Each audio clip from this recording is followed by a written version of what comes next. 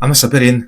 khotlang pa YouTube channel hi ala subscribe ute kan amani chonin kan lo subscribe sak thau donia ti chonin pu lalampuya TBCC ala om tonia comment tele zonate chanlet nar nei dona hemi aron chanlet na hi uluk dewin kan ngai thla chawanga ti chon sebel ngai lai omani le kan sei le tura ngai la thome mi kan ngai thla chaw phatang la lompuya zema bo ko mi kan chadel a kan lo interview to kha mai kan la interview to kan channel lo en thin te chon tun huwa kha then kha chon in kom thale la chu ti kha ti te om ve nual maya ani pon in kom thale tha in ka she a ti te ani a ba ka komena khan a thil ton oi lo lu tuk do to soi ni anga ngai te over de le ka ti mayang moi nai lu tuk lo rong comment te po o ma khang te kha tu na hian ron soi fia vele a thai na ria a chung te chu tun huwa hian kan hanin kom na video kan ron ti chuak le don ani ti khamin lo hret sak bula chu ti rol chon he kan kom na hi a tha ka ti hle me kai ma pon chuang chona top khenga min lo en sak turin kan ti chuwa top khleng in en ma chuan comment te kha min lo la da sak ri lo tur te pon kan ngen chu ni hello pum pui mo ni kha kan lo kom ma sak to na khan call comment rong te kha ron sei pia vele de tha it in kan sia i chana turi ron da ho kha kan da kho ma zo a zo ra tur kha ha then khat kha chu chan ko phal mai the ni bang khan ka ron zot kop thau tur mai tai la chuanin kan zot de hal mai do na min yang so chaw de barbot ti hey lai ron zo na ron thon ami comment ami tan chak chuak tina ron ti an lo pot tai la om thadu ni ula khu hom khu khon omin ngai nang ti om ta khami i om chan vel kha ka chiang lo deuh ni ngai te hi khala om thadu ni ula khu hom khon om min ngai nang khu hom a khon om min ngai nang ti nom tak ni trau ka ngai thak nga lang tak khanin sound kha pia lu tuk big box lo nen yom chan deuh kha nie om thadu ni ula lu angai lawang ti tu ka ni zona om po ni ma ro chu ti kan chang anga atam zo ko chu rui thei thil wang chu ni te ne ma ya riat do tu zek tu cheng lawa ma ro chu khami kara kan khami lama har sat na nei ve lem lo chung ko problem wang te enga ma wang te mi ang lo thleng khon an om ve ka chu wang chonin keima di ka om chan interview ma sa ka ron soi to rui lo wang ni lovin in mangai nakar lampang zo ko ti ka soi to ti chuanin tuna tlani chat chuak na komena aron trol da na takaka pon lam lan dan hi tuna hianin ka soi lawa ka thu pui ber ni lawa pon lam lan dana om thadu lo ti te hi chu adik te me ma ro chu tuna aron comment om tha ula ti tu ngei po hi amma ro chu thin lung hi pathin a clear zo ka ni ti kan sia sa a thain ka sia ani point lo sia se pon lam tha view si thin lung chung ta tui ek view si kan tamani chu a hom pen kol tu te zinga po hon chu ti ang chu an om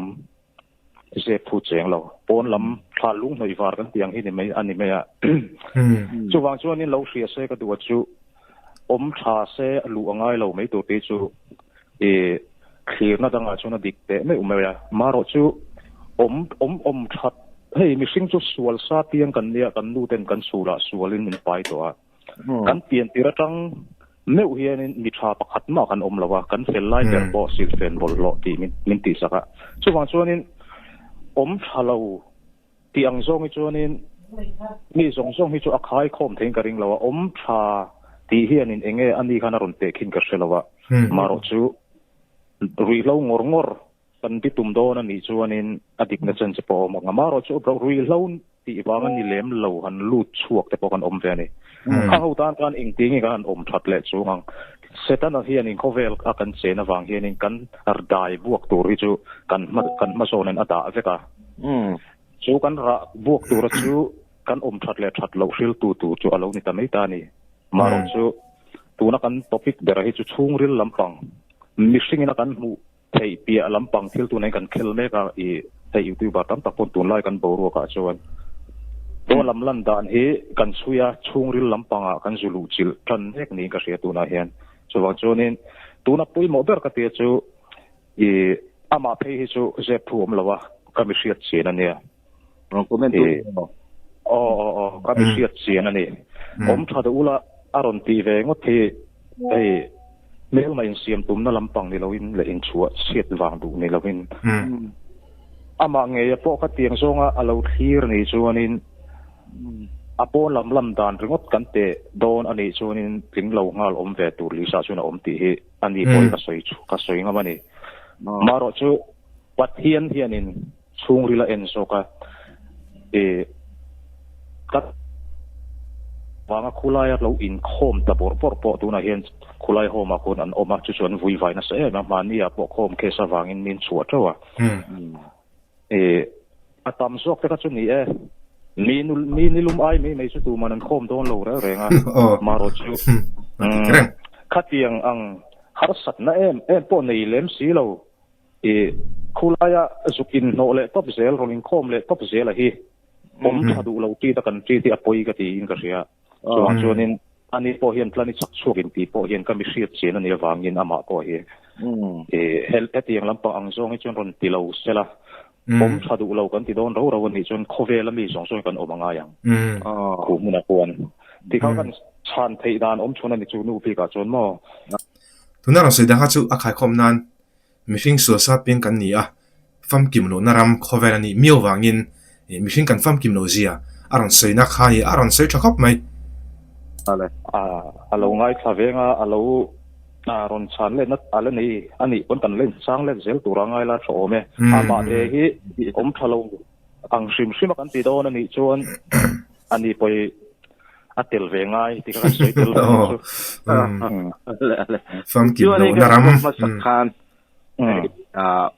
bong sai lo thu vel puro ba ta na ronda kha alo hey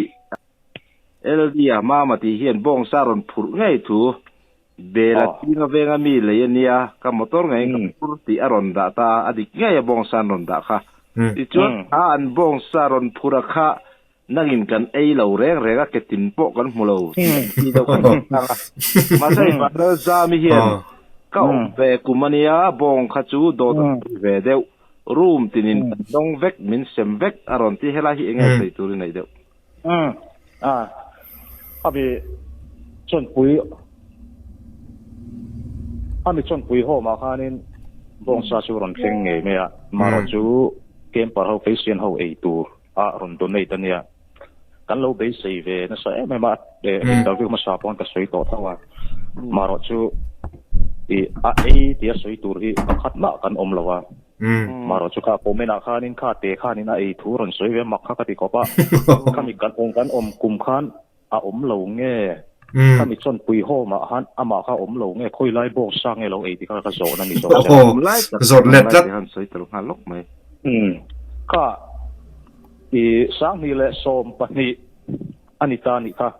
sang ni le som pa ni kum anita ni ka til kan chu thian mo ma ko be yen lo de wang kha ni ve bok mai so pakhat le so patumin kar ka ti ka adik thawa chu maro chu ching taka soi ngai ka ria khami kum khan ama ka soi tuang khanin midang song pon komena hianin atam sok chuanin miron thlop ani kan ei lo akum po asoi ti ke chu ti ka ti aron ti ni maro chu kha te kha ama te khanin kha tiang zonga komena ron nei khan kan den an ne khami kum bong sa ron de aron da ni kan alo ei fal bi ka di chuan founder zong te in kaya founder zong te asan ka liu chung ko do kan hi kil pui ka selem lawa ke ni ho chuanin a ketin po kan ei lo ni ya ka soi kaya pula lom puya rui lo hai lo na patling pumpa a chan le dan je pui mi le ma ya ka nga tha zelang ka chuan wa ale ni ka kanin komna khan afe zia ya setanika in lo lu ta plan chuan in ชัดยังข้านเสตนายเราเบียข้าเรานี่ตาก็ให้คอมเมนต์ฉันขัดเฮียนอดุทูไงเสตนาปันตาตูมะหมอปูตูอันนี้เราเองดินมุนักปนเซลลิสัวอปันจวงระวังตีเตะแล้วรินปุยรินเทตีเห็นที่บีซีซีอมไงหรือว่านุนไม่ตัวล้อมมินอันถัดผาอันนี้จูอสวลผาสตาเสตนิกอันนี้ผาเฟมมุนไอ้ยันยังผู้เจ้ามีไงมีสิ่งเวไม่ยันเนี่ยคุณก็ตั้มตะกินประคัดโปอันเอ็นกอลไปเหล่าลายินอาสังเอากิลโกยันเนี่ยนุนพุ่งอาโปโซดูเหล่ามีปานี่นะเหล่าทักเขาเฮียนี่มีปาอดาเราปุยเนตีเตะให้ช่วยเราเขาก็เรียกกันโจนักการสักกระดังมารอนฉันนั้นเท่าเซตันิกซอมอมตักกันนี่ฮีอาดอให้เอ็มขัดตุ้งไออินมันเตฮีคอยตรงอมเล่หมอนี่เล่ดอตสวยเนี่ยไม่ตีไล่ชาวปฐุมเตค่ะมินสังสักเล่ไทยชวนไม่ท่าว่าจะเอาตัวไปแล้วรีตุยคอมเมนต์ค่ะมีสิ่งที่ก็นั่นเองก็สวยอย่างเดียวกันนี่บวยตัวระเบียงกันเนี่ยอธิราชนประเทศล่วงตะกะเลยลุงหลวงตัวมินเสียกันเนี่ยล่วงตักเปียกันฮาร์สันนะบวยนาทีน่ะมังอันน่ะเต็มเหล่าสิ่งใช่ไหมส่วนมิสิ่งกันตีขีดขันตากวางอินมิสิ่งที่บวยตัวรินกันเหล่าเปียงเลยตาเนี่ยส่วนนี้เฟลฟัมกิมเหล่าเปียงโชกซากันเนี่ยปักขัดหน้าส่วนนี้ลู่เลยป้าเต็นกันฟาเตตานะทัดตูริเชมาเซมินสิลมาเซส่วนซาเปียงกันนี่นะฮีอลังเหล่าเทเหล่านี่มิสิ่งกันเนี่ยก็ไม่ค่ะจีนี่เซอินสิลเฮ้ยขัดนี่ขัดอินสิลเชียตาทำให้เทตูนี่อีละปัจจัยของบอลให้กัลเซลเครงไงเหล่าไม่เทอินเซลแต่ไปอมง่ายเหล่าไม่เทจุดเตียงส่วนนี้ที่ที่ถ้าฟังกิมซากันนี่เราวางเห็นกันนู่นแหละป้าเตะขุดล้างช่วยตัวเตะเก่าสันมีแหละซาแต่ปนเองอังปนชัดนัตูทิลอันเล็กเซนอวางเฮียนินปาร์เฟกต์นอมเตะเรานี่นั่นเช่นก็เราช่วยตัวข้านี่ข้างปาร์เฟกต์ชัดูลีเซลูแค่ง่ายระวังตีอะค่ะชับป้าไงสักทีเขาเวลาประกาศมากันระวังข้างพวกข้านั่นเช่นก็ชานังเต้าข้าอันนี้ไปดูหลักนี้กันง่ายอ่ะล้วนปัจจุบันเฮียนทีวีละมันหิมดานะค่ะก็สมานะค่ะก็สวยตัวมานี่ก็สวยตัวข้ามีเต้นเส้นกระโจนินตูป้อนลูดดูสักครั้งตูนู้ก็ไงตัวชัวร์เลยตากระชัวโอเลมิดตุยตาอันสวยอย่างนี้ก็เสียโอเลโป้อาศัยตัวเราเนี่ยมิดตุยติดละเวฟเฟกอันคงอันบุลนายอันวัดเซนชวนเราฮับไม่เนี่ยถ้าเพียงแต่ว่านี่หมูนมเลยไอ้นวมตัวน้ำซิมลุดตุกกันหมูชินนักการนี่มินเล่มเสียจตาชวนแต่ขินเทียมเนี่ยตัวเราก็อัชวกตัวเลยมาเดี๋ยวเราชวกแต่ไก่เข่งปนอาลูจิลตู้เตบาเคียนสวยตัวตักที่กันในเราทุดิคีไม่ใช่ก็ชวนอาลูจิลตู้เทียนไอ้เซนนะกันในเราจุดนี้ตับไม่เนี่ย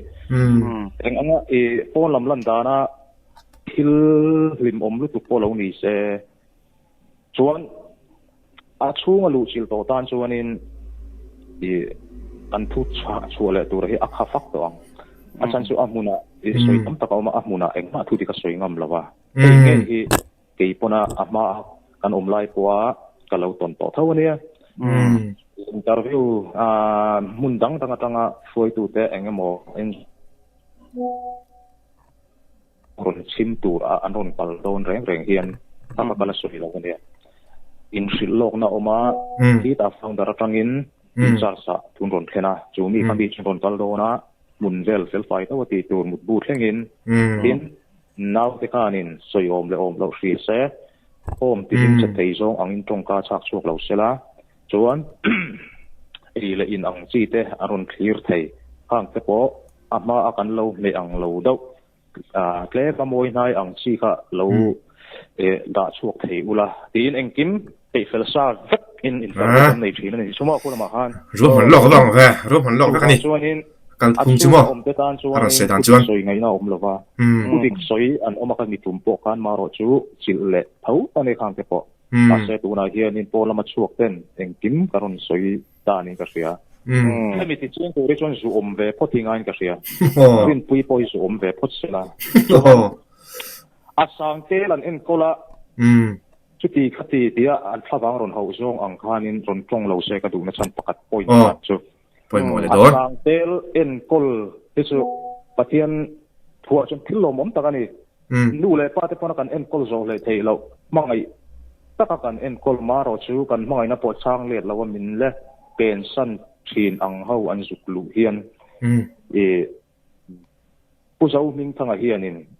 a hom chunga member leng tung sa thi a shevek tur ni ringot me ni in a en kol sen tur sa thi a shevek tur ri an ringot poka chuan an budget mil hianin e patient polaro se tuna en tirnan i phuset nei lai kan nia phuset kan nei hian ni ina ni hian rong bol tu chu choya ten som pol thila ni amaro chu rong bol tu kan som hianin kan phak tok bak in kan chet ngai lo kan sila katika kan kan sem dar mai ni member te ko in khata mi som thum rual kan in thun lo re theng chak chiu mai la mo theng chak viu mai la kan in theng ngam lo achan chu kan he so don kan chen sang mai ni ko kan tina hating che kanin ei mi zor mai ho matam ma chu nga po chen pu zo hing thanga hian mangai na tak ani chuan asang tel ron lu tur hi a en kol zo thei chin hi ria se chu poi moi ta sia a en kol thei tak bak ani na alowin te ka wang ri ta alo welcome ri ngo ta kha ati su lien ber pakhat ani thau achan sa mai founder ani miwa ama khop mai le lama chan ani mi lawa tuna ka he na hianin ron kal don ni se cheng za che nei taila mi pakhat bak en kol ngam lawang chu tiang vel chu ni kat som thei chin ba ki ka en kol ngam mi lawang chu wang chuanin mi sang te lan en kol hi lom om viau ma se kan thiam lo pakhat ma om lo ti hi ka soi duwa achan chu ani lo welcome zel te chuan tunge lu she tunge na amana alo nar lawa alo welcome zel te ka chuanin engkim ka an ne so ve kamati kha ol do ne ma chu wang chuanin an thil ti reng a hian eng po na kina lo la ding chang ja tu po ni se tu huna hian an din hun hi e mi som nga borvel an lo om ti ho mani a lu le kuma iek te pon lo mani ti kan sia hang ho song kha aron la lut le ang na kina chuan aron la lut le mang aron la kal bel sel tawang amai ro chu khatianga khanin a en kol thei chin ta kilo admit to su se ti ka soi hol du chin asang tel a en kol awanga lo fak ho khan shero se chu a poi mo ka ti chu na point dang le a chuan pathian mangai na ne na lo en kol hi an ti tu na pakhat ni ka sia mangai na tel lo in eng ma asiam that thei lo re ko i pathian thu ang song kai chuan chu ma chuan in hei hi tu na mi pathian mangai na ti chung cha ve a to pa hu om chuan in soi ka du do na a bible chang ri fa ne lam hian mo chu tunaran soi zo takha ama din founder ani puzo ming thanga ama din ani wangin adin tu chon engkim a khevek turani enga tinga khiat lo warang ti kha a om ve khop mai khalai thu khachon mo ka nga thazelang chu an ma ni an zo to ko shel lem lowa asang tel an lo lak lu ringot thi hing that na nan mang do na ni chon hing chiat na turan nei tel ve ni ti ami chung chang ka soi thai ni me ro se o ta kan zo na don sta kai chang kim deuh ngal vek ni ka se ti khan mo ti chuanin e pakhat zo na lo om le chu kha kanin kom ma sak khanin helai comment na he karon ta lang lem lo ba comment zo tura hian eng tinge setanikan oma ta tu velan chut khan eng tinge man ruan ma bu thei ti zo na vela kha a om a khan nge khalai kha a man ruin lak lu kha mi vela kha oi lo on oma mo ong vela an soi nga ne ta tu chut na hi tu lai thang thar zo na ni karinga kha mo ta tu chut na hi khati hun lai khanin a khol pui tak hi kan le samang lawa mizora manga po hianin a man se chut ang chi kha apa ngai taka a khol ang chi hi tin kha man ani lo re boka kulai muna han ni na kan man ve ta ka chu mei hol rot som ani lo pon jail pen tui jail an ti hi hemi hi i kan chok tuya ti chuan riau kan hoa riau sobil to kin zana ti turom heklo kanin chumol mol mai engma khami a khol pa ngai takha ma kan lalut lo kan bang lo bok ni ma na kan pen friam na angin mai hol kan rod ti patip theyang berin chenin je la ron thowa chon riau bil mang khengin en chu ve ni chu ale chin na ko na pakat khai chang pen lo dewin ka ria kan ron soi le lok nga ma zoni zo na kha Tetanik zomom takan hi ato he me kum khatchunga ai in man te kha khoi tanga om nge mo ni le do me di om zia chuan deposit kha kai kom masaka khan deposit in lak chole don po an pek lo thu chui soita heta tiang donation puro ba ro mo te ron da te kha tiang a om thu ai tur chu oma kan deposit ta khain e ni me lo mo ti ma zo na kan ai to kha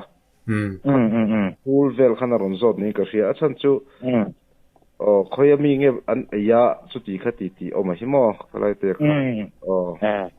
te re mai ya ma zawi pon ma zoni tro ma zoni ka ha lo ria se ka du chu donation hi ho ma hian khoi ho ma po om veka na chi na ka soi to ang khanin pu zo min thanga hian in tu po lo kala piang lo welcome thi na ni chuan aso bak thleng ban lo welcome a achom nge ngai ta sia ama poisa mang hianin thakhat po hi mi sang te li a en kol zo don lo sim thakhat chu soi lo kar khat poi ama poisa hianin achan chu tho nei hek lo ma khamo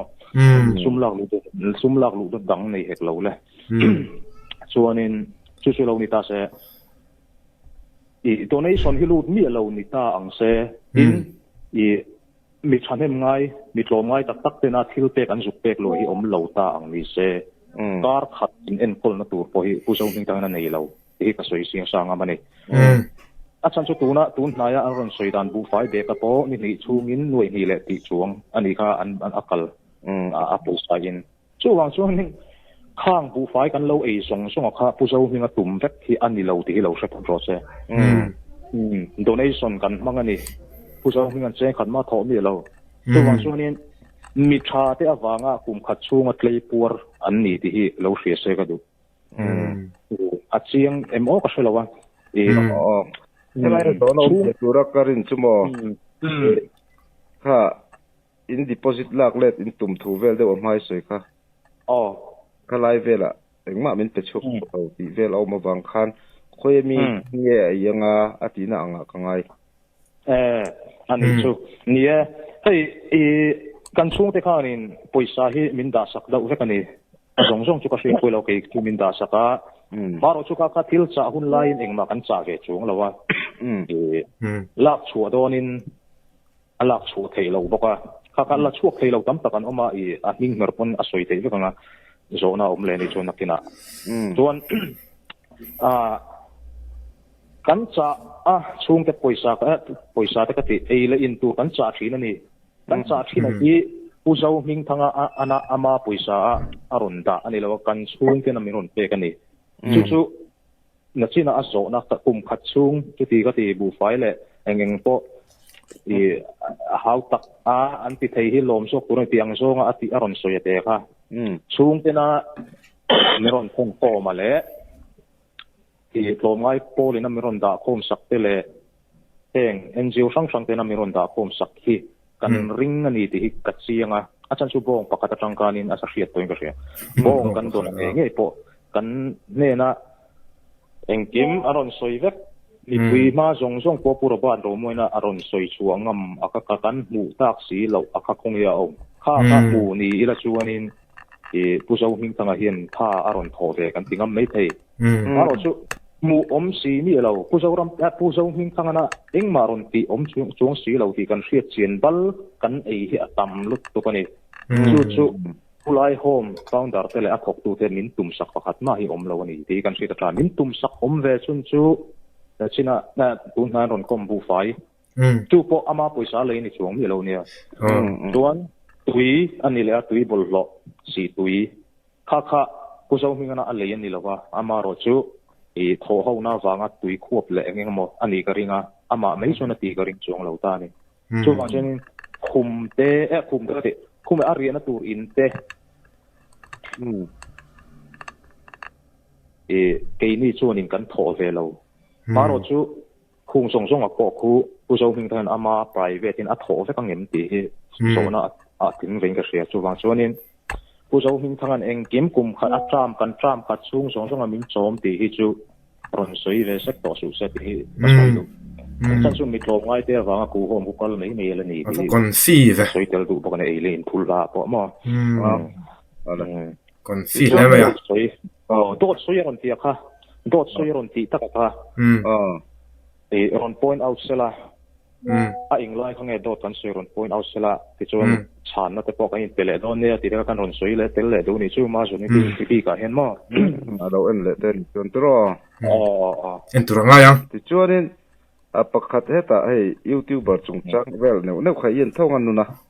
ya ka thoi danin anglo vek akha a tiam bak lawe tin nan kan to te a then a chuak to ro po tu na ron chuak te soi danin anglo deuh thin na hi enge san pak ve tho khlai kha ek dan yeah za hian za in a tha lo kan ti lawa khulai ho ma ko ma ro chu za somriat hi chu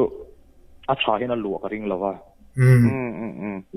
phutang vel a bon em awangin a chiang ring ka ria anin zo te tu pongan ka lo chuan chuak to hoina an lo soi hi ama khanin ka na china ka soyang khanin in chunga amuna hun engma puti ka soi ngam lawa chuak to hoina an lo soi hi ain an plak ta ku ta wang hianin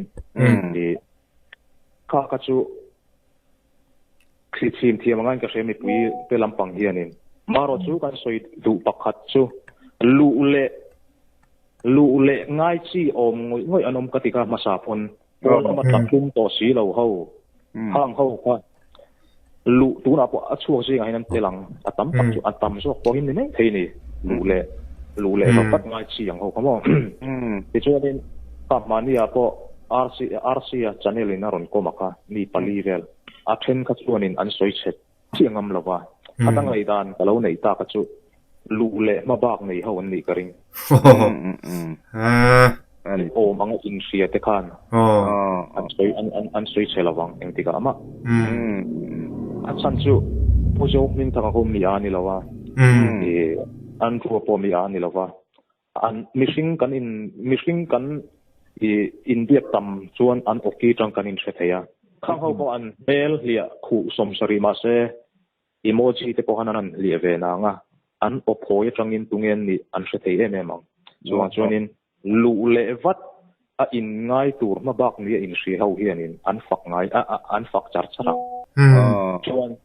youtuber chungchanga khan youtuber hi nia tunai hianin hemi big pool hianin aron om chho pe kwa som channel som point om lo mai thei karin dan chuan nang ni te RC te ho e hemi pola channel nei tha le regular chu tunai chuan ni karinga in thawang ho pa kan du na san pakada chu e ramdanga hian ton pui home TBCC hi om lawa na chingkan ramdanga ron te kina ramdanga hianin zo hing thanga le a center te din pakhat maum lawa ron au chu pui tur nei hek lo ramdang yu pu tiu barin mo filu takinan kal pui tina ni meya entinan zo hing thanga te hianin ramdanga na china aron te kin ramdanga chuan di center hi zutin ni se keini ai hen rak chuak ma so kang ramdang yu pu bar he chu a chiangin ka ria tin heng youtuber a hianin NGO an tam zoka maro chu NGO an atam zok hi an au chu miau lo wangin youtuber hi aron au chu kan nei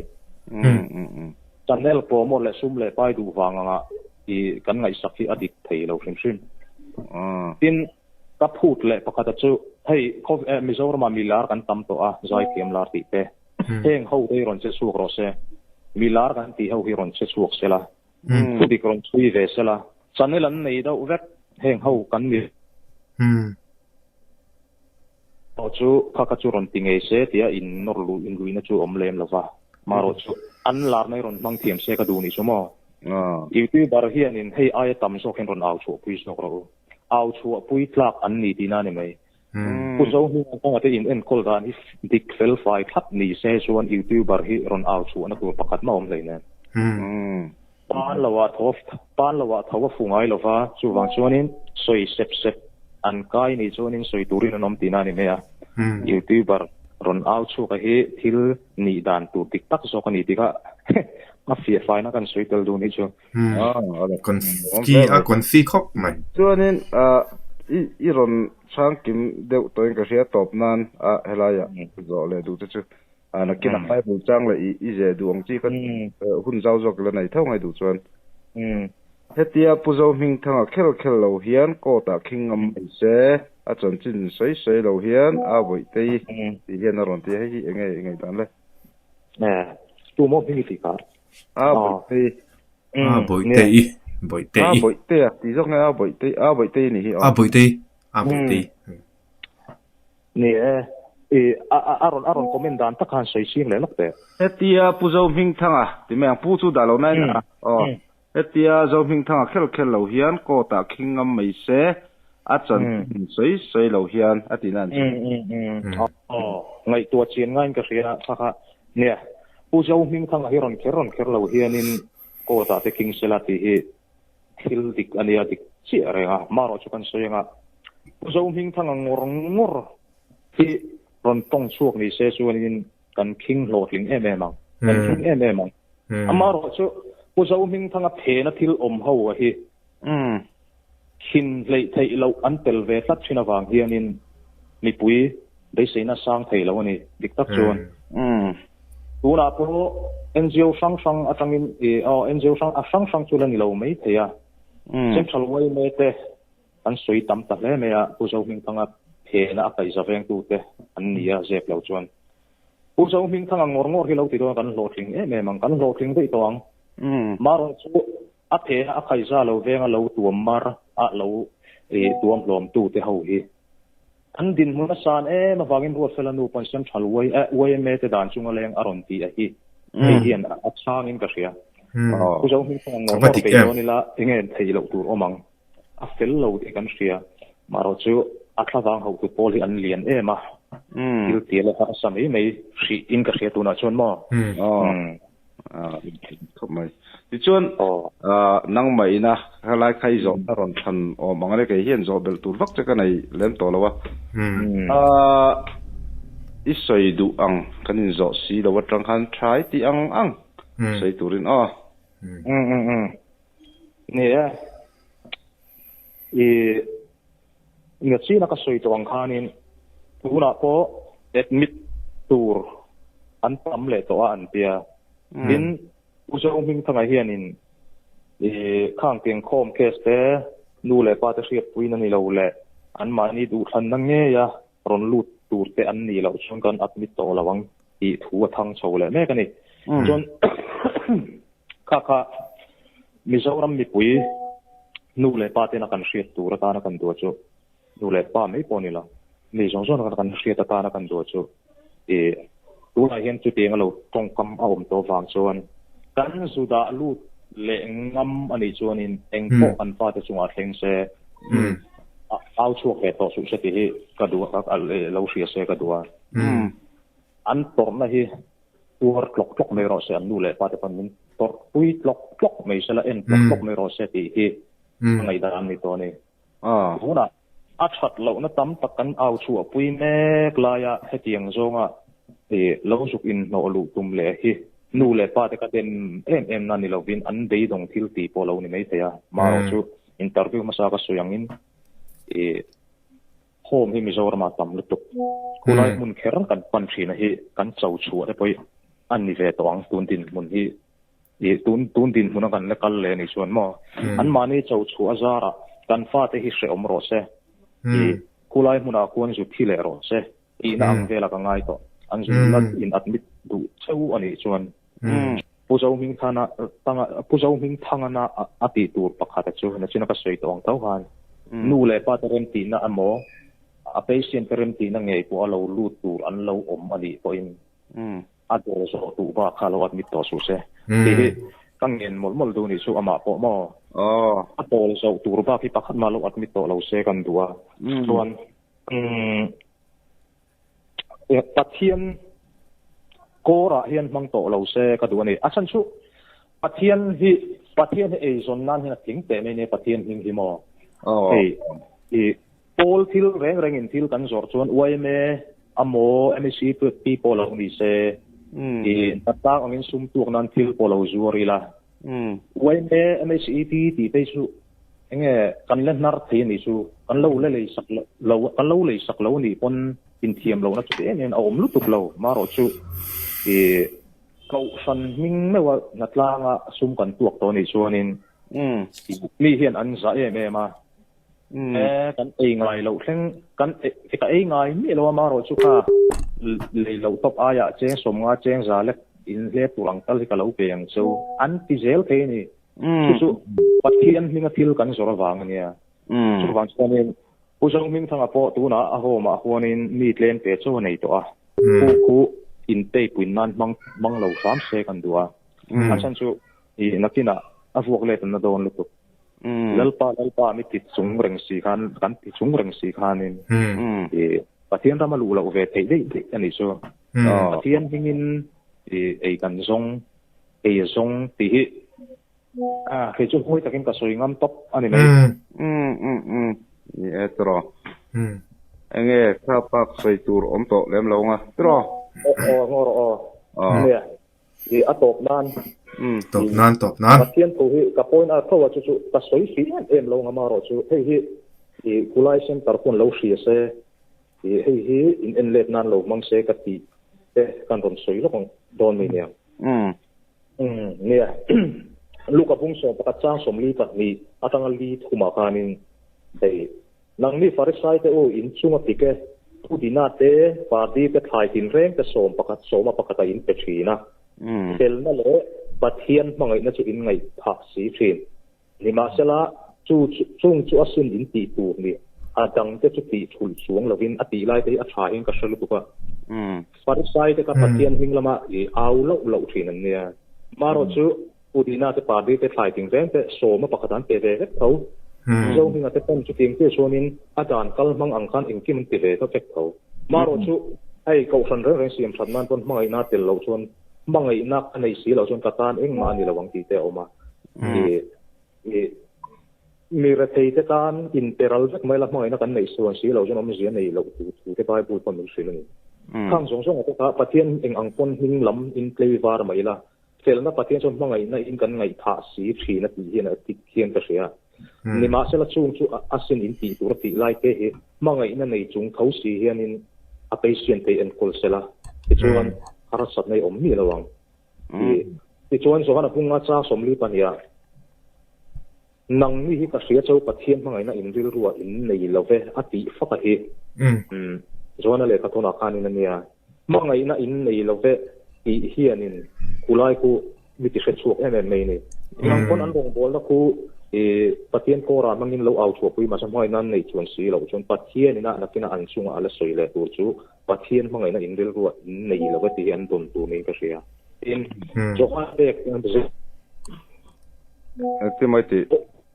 johan an ziak bek kan kan chier le long a fi fai se ka du sia mo bible sa ne rung ra sin ta bible hi azza pera ko la ya chu mi pe san chuanin han soi ve an du wang ani chu ale johan an bung so pasari sa som hi panga le ni ruwa o ka pa fel tak ovel zongin an selo cha ke ero chuan ka riat che kha te ho ko hian nangin ke mi tir ti an riat kha in an he na i hing ka riat tir le fawang nangin ke mi mangai na kha an mania auma ke po an mania ko theina turin atia kha so khana khan an he na i hing ka riat tira ati patient ho he na puzoram thanga puzo hing thanga hian in pathian hing alo riat tir fo to chuan ka riat tir le fawang atia tun thleng pon po ma puzo hing hen ala riat tir le fawa maro chu cái mình mà ngày nó cả ăn mà nia oma thì lại thế à cả phát hiện in phụ sông mình thằng mà ngày nó cả thì ăn mà nia cũng là về cái bộ ăn mà nia có thấy nó turin à thì ăn mà nia cũng phát hiện là mà ngày yang chỉ kan ăn mà nia cũng mà ngày nó cả về ăn mà nia bula thấy nó turin thì thế cả in les la kan duwa rom bunga changa kanin tharau thiang him kan he na min pek khan pathian mangai na chu kan thin lung a lei to awangin be sei na chuan atimul pholawa atia pathian mangai na chu kan thin lunga e pu jong min thanga thin lunga pathian hian a mangai na dik tak he a lei lu to a amaro chu a lo lei lu to ka asem chuak sei lo tak ti mai mangai na tel lawin engma ding chang thei tak tak lo a ding chang bak lo reng boka tuna hian tin lunga ale ko be sei na chuan ati mual pho lo wa ti chu pathian mangai na tak tak a om chuan in engma amual pho mai lo aron soi ching em mani ro ma han a se tun TBCC center ro ka chu amual pho na sakap mai pathian mangai na om lo ti ka chiang me a chuan rom punga chang riata nima sela pathian chuan ani mangai na chu fak tlak na lan tira visual te kan lan ni laya Krista kan aya tiang kan pathian mangai na chon afak tlak in lan tir chu mai tu te pathian hian min mangai tak tak ani chuan kan che ve la mi te hian in pathian fak te tur hian in ke mania ra tha mo se a chu ka piang te akal aum to lo piang ten pathian fakna tongka an nei ngai reng lo so eng wange te a en kol tu in he hian ati ching ka ria mathaya bunga chang som paruk chang som pasaria mu in eng ro se chu ti chuan in til ti thatte an muanga in pa wana min choi moi te yang in teng chu mi mit win eng ro se aron ti kamo ti chuan in til ti thatte an muanga in pa wana min choi moi te yang ati ka pu lo hing thanga nuna hian in eng lang chu ro se